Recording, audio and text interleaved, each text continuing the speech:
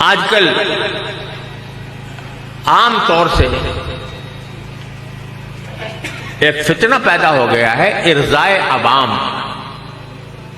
عوام کی خوشنودی جس سے حاصل ہو وہ کام کرو. عوام کی خوشنودی جس سے حاصل، جس سے لوگ تعریف کریں، جس پر بابا ہو، وہ کام کرو.